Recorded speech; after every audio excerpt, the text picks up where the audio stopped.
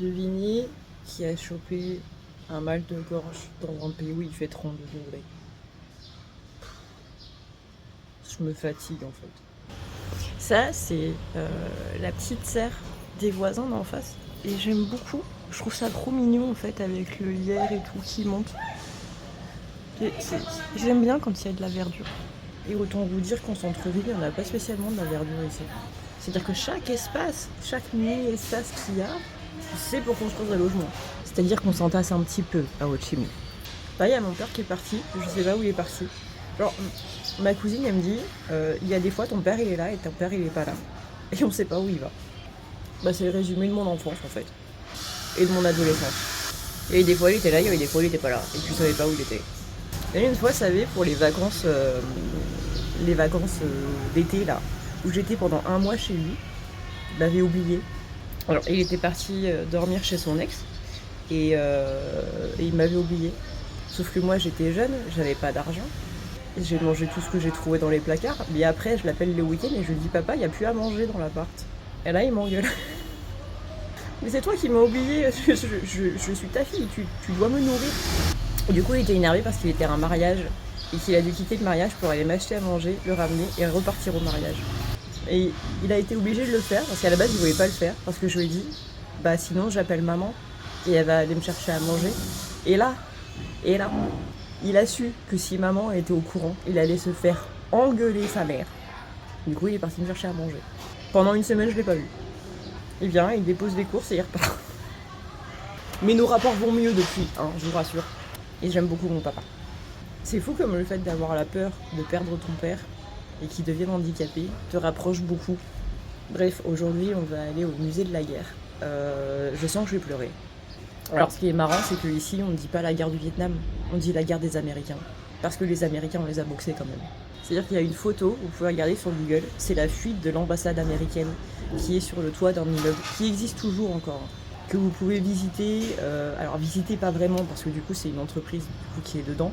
Mais si vous payez le gars, le mec de la sécurité, là, il vous laisse passer. C'est comme ça que ça marche au Vietnam. Il y a des trucs que vous n'avez pas le droit de faire, vous payez les gens, ils vous laissent faire. Mais faites attention quand même parce que ça peut être vu comme de la corruption et vous pouvez aller en taule. Parce qu'on ne plaisante pas trop avec la corruption ici. C'est-à-dire que l'année dernière, il y a une femme qui a été condamnée à mort parce que justement elle a fait de la corruption, mais de la corruption à grande échelle, tu vois. Genre elle a corrompu des banques et tout, et en gros elle a... comment on dit déjà ? Tu sais, quand tu prends de l'argent pour ton profit personnel alors que c'est censé aller à une société. Des détournements de fonds, voilà. Mais ça a été à une ampleur qui était incroyable. Elle a détourné des milliards d'euros en fait. Donc autant que dire que ça fait beaucoup de dons vietnamiens. Donc elle a été condamnée à mort.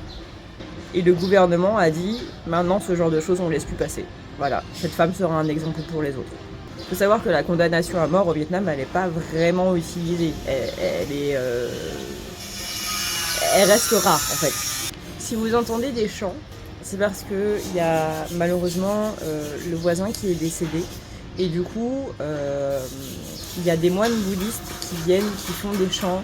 Il y a la famille qui vient et qui chante, etc., etc. En fait, la mort ici a quelque chose de joyeux. C'est pour dire aux défunts, on pense à toi, on espère que tu te réincarnes dans une vie après. Et on en fait un événement qui est assez joyeux, où on fait la fête, où on mange tous ensemble, on boit tous ensemble, et que c'est le défunt qui réunit tout le monde. En fait, il n'y a que en Occident et en Amérique du Nord où la mort a quelque chose de très triste, il me semble. Parce que dans les autres cultures, c'est assez joyeux. Par exemple, au Mexique, la mort au Mexique, c'est totalement un autre délire, quoi. Mais ici, c'est pareil. Alors oui, bien entendu qu'on est très triste de plus jamais voir la personne, hein, c'est normal. Mais on en fait quand même un événement qui est très joyeux. Bref, hier, on n'a rien fait. Hier, on s'est reposé. Hier, j'ai dormi et j'ai travaillé. Voilà. J'ai fait les tirages audio du coup que je vais envoyer par mail. Et j'ai dormi. Et ça fait grave du bien. Bon, je suis malade ce matin, mais voilà. Le soir, on a été dans une pagode qui est en plein centre-ville. Et du coup, c'était l'heure de la prière. Donc c'était plutôt cool de voir comment ça se passe aussi. Après ça, on est allé faire des courses et il y a des vendeurs, genre des vendeurs de Coca-Cola et tout, qui sont en tête de gondole, donc au début des rayons. et qui t'agrippent. Mais littéralement, ils te prennent le bras et ils te disent « Eh, regarde, j'ai des offres, j'ai des offres !»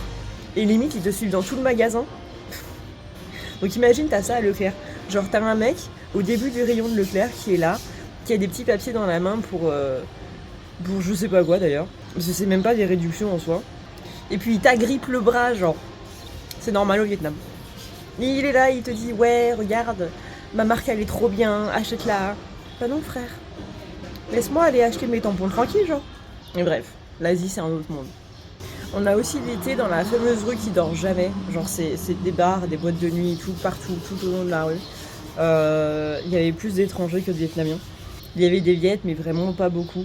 Et genre là, vous avez des mecs avec un t-shirt marqué sécurité dessus. Et pareil, ils vous agrippent et ils vous disent ouais, vas-y, rentre dans mon bâtiment, tu vas voir, c'est trop bien et tout. Et c'est ça, mais tout le long de la rue. Et le week-end, genre, la rue est interdite aux véhicules. Donc tout ce qui est scooter et tout n'ont pas le droit de circuler dans cette rue. Je vois que mon père, il a acheté ça. C'est un croissant, mais il est tellement moelleux, genre. Mais toutes les pâtisseries sont hyper moelleuses aussi. C'est un délire, vraiment c'est un délire. Pourquoi on fait pas ça en France? Bah je veux des pâtisseries quand tu fais chion chion. La pâtisserie elle fait chion chion avec toi. Bon en fait le croissant il est pour moi. J'ai ma cousine qui vient de me donner un billet. Ça équivaut à 10 balles. Et elle me dit c'est de la Lucky Money. Alors la Lucky Money ici c'est principalement pendant le TET en fait. La Lucky Money c'est en gros de l'argent qui vient de nulle part. Des restes de croissant. Il est sucré d'ailleurs. C'est-à-dire que c'est la personne qui te le donne, mais c'est pas vraiment la personne qui te le donne. C'est pas Bouddha non plus, tu vois, c'est pas une divinité ou quoi que ce soit, c'est littéralement de l'argent qui tombe du ciel. C'est ce qu'on appelle de la Lucky Money. Donc l'argent de la chance. Donc tu remercies la personne et elle te dit « Non, faut pas me remercier parce que ça vient pas de moi. » Mais tu dis merci quand même parce que t'es poli, tu vois. Bref, merci beaucoup. Ça par contre les gars c'est un délire. Hein. Genre tous les matins je range ma valise et tous les soirs en bonne TDAH, elle finit en bordel. Et ça là, ça faut qu'on en parle. Ça c'est Baby Tree. Baby Tree c'est un délire au Vietnam. Vous avez plein de blind box, de petites box mystères et tout machin, je vous en ai déjà parlé. Mais Baby Tree, vous en avez partout. Et en fait, vous voyez, vous avez une chance d'avoir une de ces peluches. Plus une qui est pas donnée et une secret. Moi, j'ai eu celle-là. C'est un pain d'épices avec le petit chapeau de Noël. Et ce qui me fait marrer avec ces peluches, c'est que les yeux bougent. Et en plus de ça, elles sont parfumées. Et genre, j'ai ma cousine qui me dit j'aimerais bien ouvrir une entreprise de vente, du coup, de blind box. Est-ce que toi, ça t'intéresserait de les vendre en Europe? Bah oui. Genre vous, est-ce que ça vous intéresserait ce genre de truc? Sachant que Baby Tree, là par exemple, c'est la collection de Noël. Vous avez la collection du Nouvel An, mais vous en avez plein d'autres. Si vous tapez Baby Tree sur Internet, vous allez voir que vraiment, il y en a énormément. C'est comme ça, là. Moi, ça, c'est mon truc. Moi, ça, c'est mon chouchou. C'est la Emma. Voilà, Emma. Et du coup, vous en avez plein aussi. Et pareil, vous avez des collections, là c'est la collection Poetry, donc poésie, mais vous en avez plein d'autres. Et moi je peux pas vous expliquer pourquoi, mais j'adore ça. Donc voilà, dites-moi si vous, ça vous intéresserait d'avoir ce genre de truc, de Baby Tree, et vraiment, elles sont trop bon, c'est un délire. Bref, qu'est-ce qu'on fait aujourd'hui? Donc oui, on va voir le musée de la guerre. Donc moment fort émotionnel, musée de la guerre des Américains. Il s'est placé plein de monstruosités aussi pendant cette guerre. C'est une guerre dont on parle pas trop en France. Bah oui, parce que en gros, à chaque fois qu'il y a une guerre sur le sol vietnamien, c'est toujours les Vietnamiens qui ont gagné. Je me souviens une fois, j'avais demandé à mon prof d'histoire pourquoi on parle pas de la guerre du Vietnam, la guerre d'Indochine. Et mon prof d'histoire, il m'a dit bah parce qu'on a perdu. Ah d'accord. Bah très bien alors. Ne parlons que des guerres dont on a gagné. D'accord. Bref, je vais me préparer et tada. Je me demande s'il y a ma petite Inès.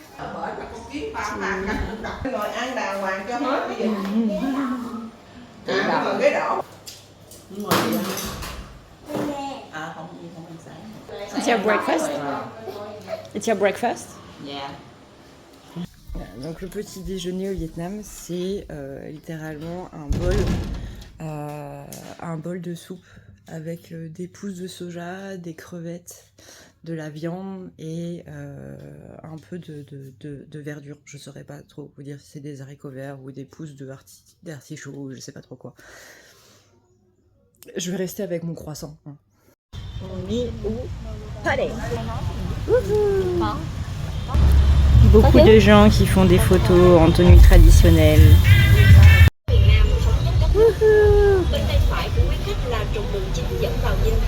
Ngày 30 tháng 4 năm 1975, các mũi tiến công của quân giải phóng đều chuẩn một mục tiêu tiến vào Dinh độc lập. Dẫn đầu đội hình là xe tăng mang số hiệu 843 do trung úy đại đội trưởng Bùi Quang Thành chỉ huy đã tiến sát cổng phụ. Xe mất đà dừng lại.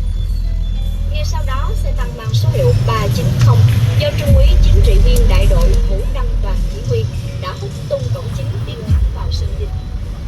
Nhìn sang bên trái, quý khách sẽ thấy mặt tiền Dinh Thượng I với don't một take cờ audio trên for cao. translation. Trung úy Bùi Quang Thành đã hạ lá cờ ba sọc của chính quyền Sài Gòn xưa và kéo lên lá cờ của chính phủ cách mạng lâm thời Cộng hòa miền Nam Việt Nam lên, kết thúc chiến dịch Hồ Chí Minh lịch sử.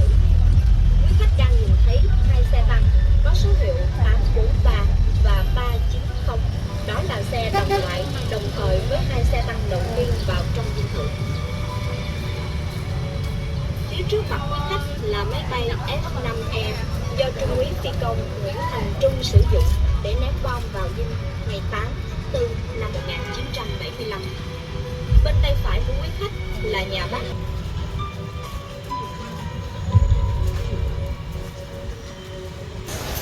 Donc là on a le plan, c'est écrit en français et en japonais et en anglais. Donc là on a la salle du conseil des ministres qui est ici. Nous on est là, donc elle est juste derrière là, elle est juste derrière le mur. La salle des banquets qui est juste en face ici. On a les escaliers centrales, la salle de cérémonie. 63, 66. On peut prendre la photo, mais ça va pas. Donc ça c'est l'ancien, du coup qui a été bombardé pendant la guerre, après la Seconde Guerre mondiale, donc pendant la guerre du Vietnam, et ensuite il a été reconstruit. Et donc là on peut voir que le palais a été construit selon une certaine forme. Donc ça dit l'architecte No Viet Chu s'est inspiré de conceptions symboliques d'Extrême-Orient pour concevoir le palais à partir de divers idéogrammes, notamment celui de la chance. Donc l'étage carré au sommet, bouche, symbolise instruction et liberté de la parole. Le mât de drapeau au centre du carré, zong, signifie fidélité sans compromis. 3 traits horizontaux montrés par la toiture, la façade et la marquise de l'entrée forment le chiffre 3, san, signifiant humanité, sagesse et fermeté.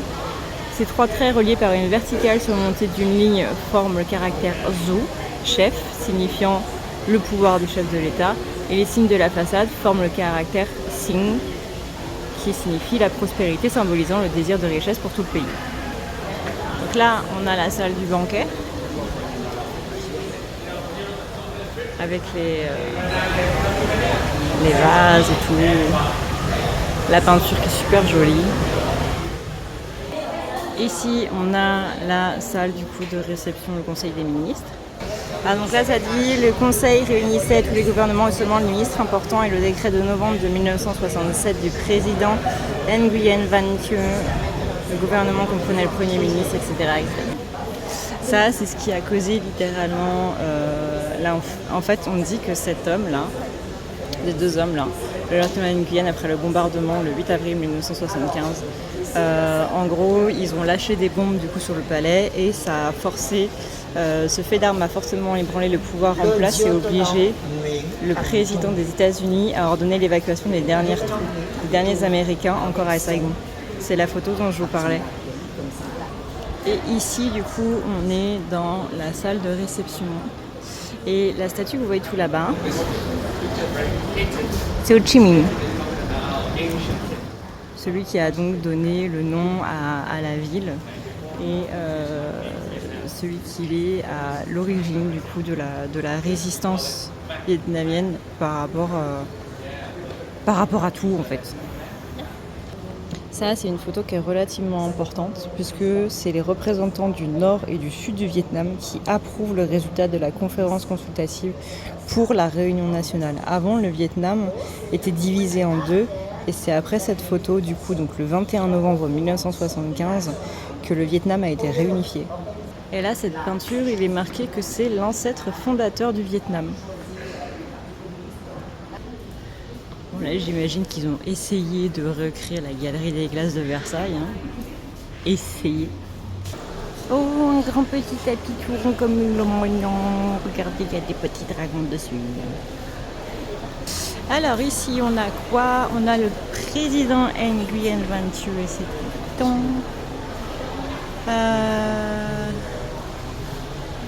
Okay, donc ça, c'est la disposition des sièges en fait.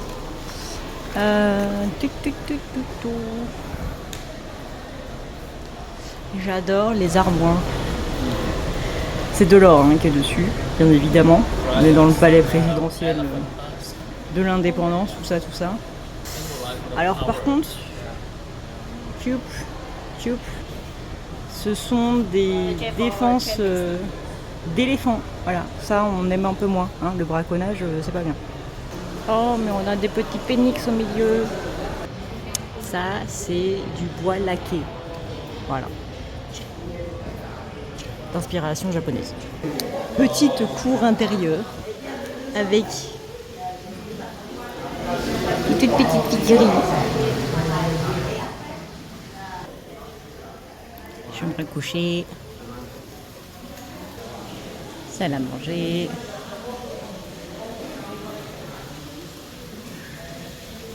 Oh, c'est une petite fontaine. Tiens. Voilà. Donc ça, c'est d'inspiration japonaise. C'est du laqué, entièrement laqué.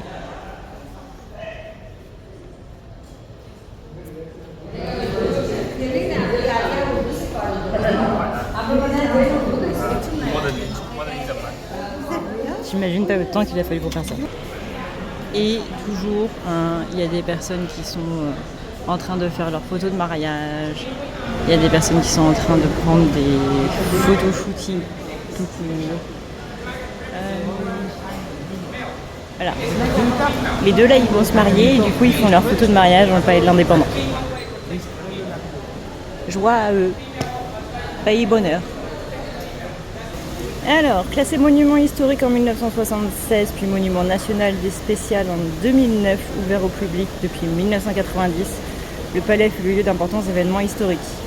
De 1868 à 1871 fut d'abord construit le palais de Norodom, œuvre de l'architecte Achille-Antoine Lhermitte. Il fut la résidence des gouverneurs, des hauts-commissaires français. Remis aux autorités de Saïgon après les accords de Genève de 1954 et nommé palais de l'Indépendance, il devient le lieu de pouvoir et de résidence du président de la République vietnamienne. Me demandez pas dire de son nom. Après le bombardement du 27 février 1962, il décide d'en construire un nouveau palais conçu par l'architecte. Ne me demandez pas de demander son nom. Les travaux ont duré jusqu'à 1970 à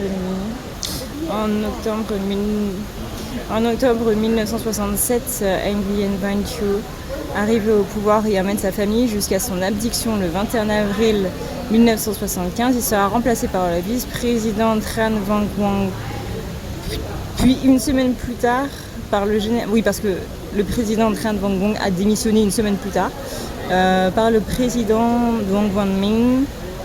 Le 30 avril 1975, les forces de la libération envahissent le palais.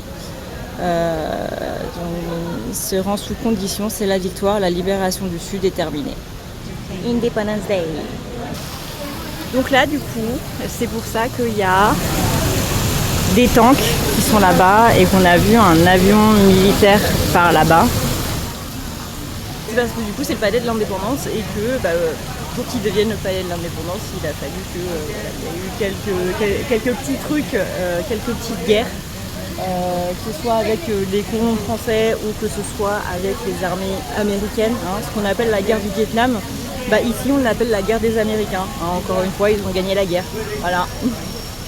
Quel pays peut dire on a gagné une guerre contre les Américains? Par contre, je sais pas ce que vous avez les Viettes avec les escaliers, mais faut doser, hein. Il y a des ventilateurs à la pelle. Et merci mon Dieu, hein.